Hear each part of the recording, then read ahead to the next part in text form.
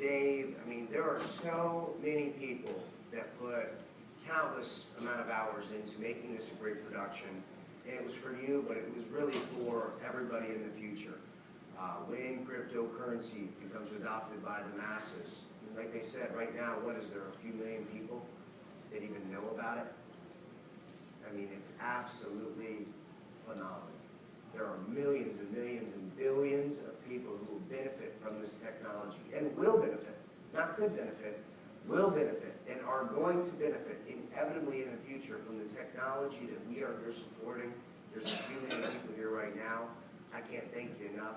I'm very, very proud of what we've done, you know, with the people that stepped up and really made this happen. But now we have the grand finale of the day. So I want to thank once again Mike Timecoin. Thank you so much for sponsoring. Burcoin, Joe, thank you for so much sponsoring the NSP. There it is.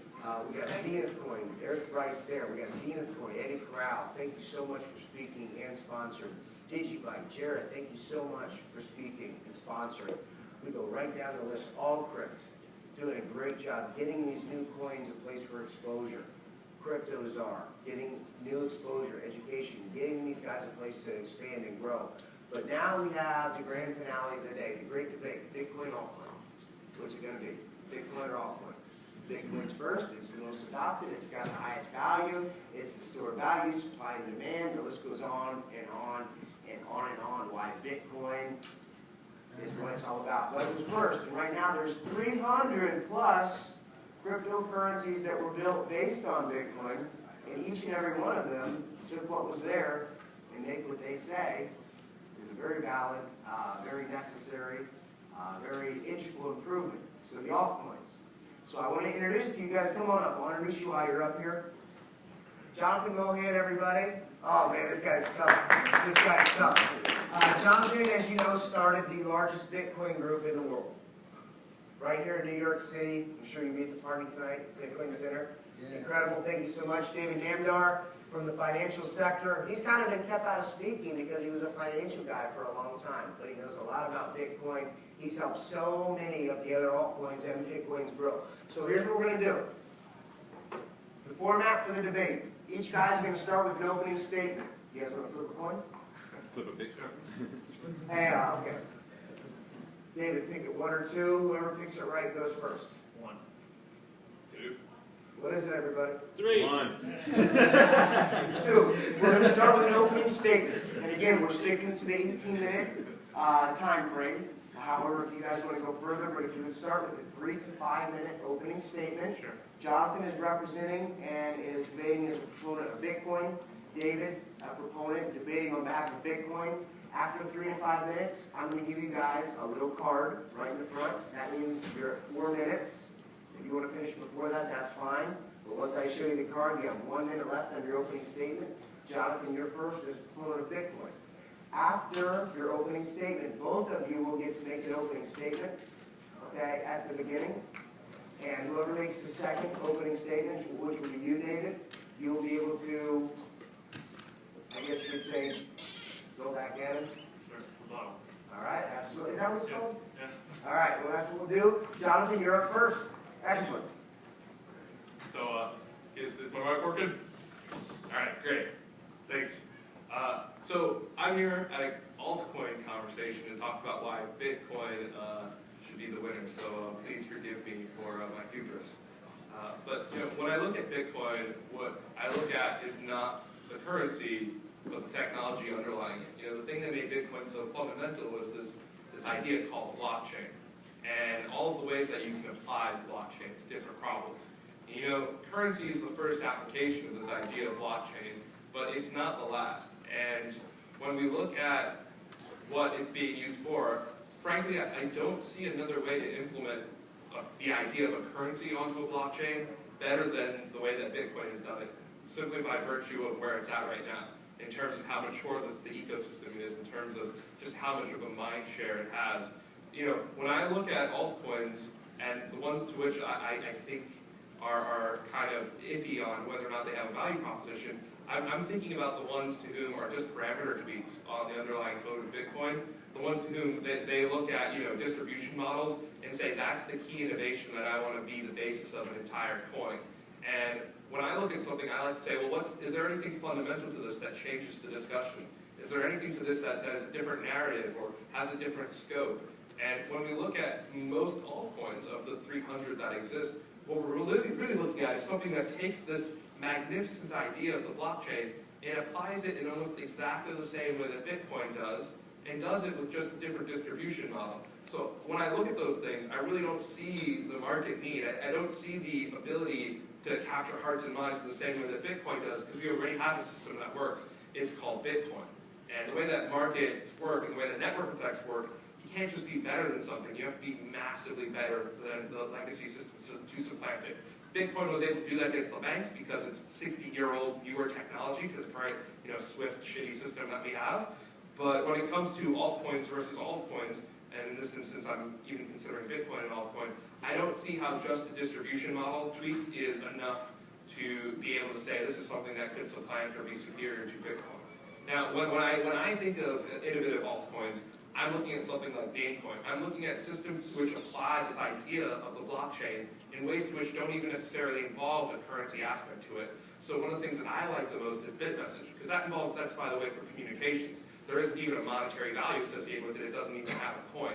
But it uses this idea of a blockchain for a system that didn't even work before. If we look at the upcoming system with Storage, which allows you to, on top of Mastercoin, use a proof of hard drive space, essentially, where you're able to commoditize your hard drive space and sell that as essentially a service on the blockchain. Those, I think, are fantastic things. But the thing that I look at with altcoins is, again, what's the fundamental change here? Is it something just easy to do and small, or is it something that really changes the discussion of what can be done with crypto? And that's sort of where I'm coming at with this. Thanks, John. All right, so I'm hoping to have a pretty friendly space here, seeing as how it's a cryptocurrency convention. I thought there were a number of fantastic presentations today. Really just gets me excited about all the innovation that's been going on and the technological development across the cryptocurrency space as a whole. I think, to be completely honest, I came from a position where I actually was pretty negative about the whole idea of all the altcoins at first.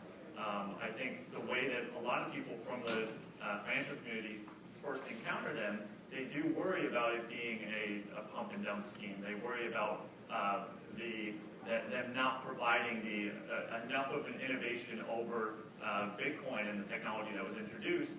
But as I've gotten to know it over the last 6 to 9 months, what I've really seen is that it's very rare that the first technology that catches hold is the one that wins out. It's not, people could make the argument that Bitcoin has succeeded, but really something that's been around for 5 years and barely caught the attention of the nation, let alone the world, has succeeded. And there's a ton of innovation still being done. I think from some of the presentations today, the industry-specific coins such as Altcoin and Zenith Coin, movement-based coins such as permacredit, and some of the decentralized applications like Mastercoin and BitShares.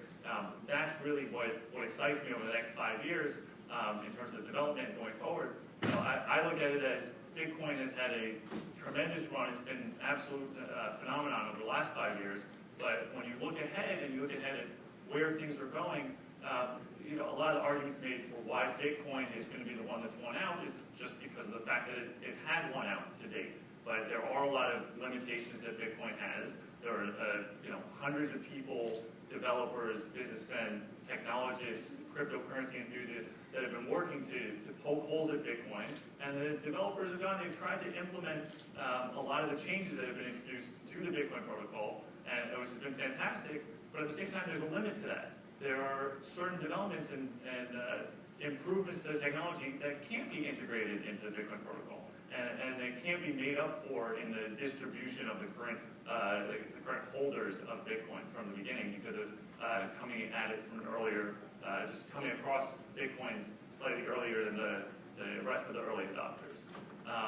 So, that being said, I just really like to take the position that altcoins are here to stay. I see them increasing in prominence, and I'm very excited about all the innovations coming. So I'm not sure if we have questions now, or I guess I'll rebut, and then you rebut.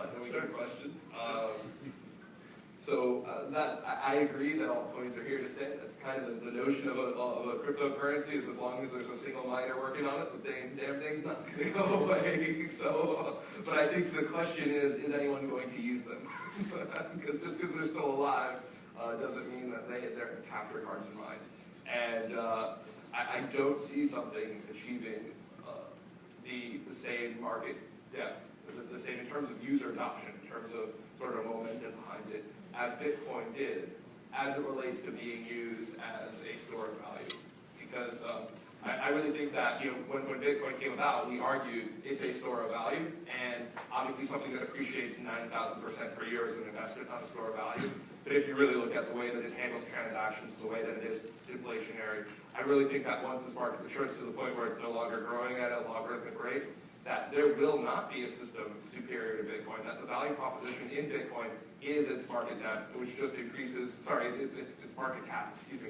And that, the larger that gets, the less volatility there is, and I don't think there could ever be an altcoin that can compete on Bitcoin on volatility, especially if the damn thing goes to, $1 trillion. Sure.